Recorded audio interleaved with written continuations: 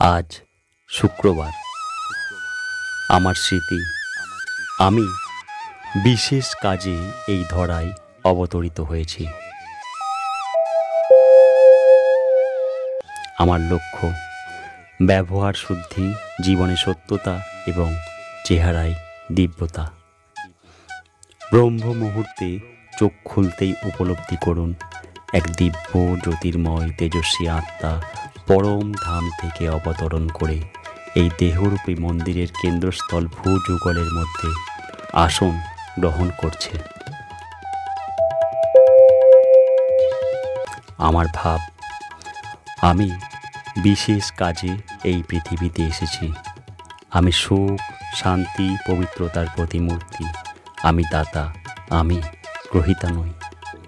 কলিযুগের এই অন্তিম সময়ে পৃথিবীর সকল আত্মা দুঃখী, অশান্ত, এ সকল আত্মাগণকে সুখ, শান্তি, আনন্দ দানে আমি এখানে এসেছি।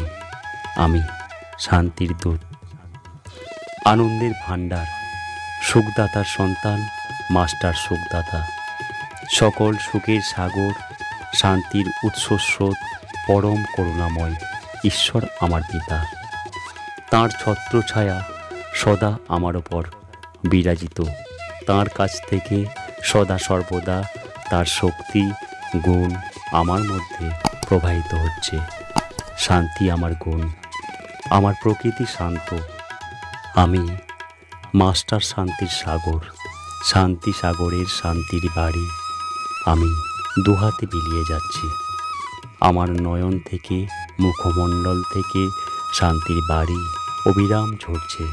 দুঃখী অশান্ত আত্মাগণ তা লাভে শান্ত হয়ে যাচ্ছে। সকলেই তা উপলব্ধি করছে। যা কিছু করছি মহৎ কর্মই হচ্ছে। ওম শান্তি।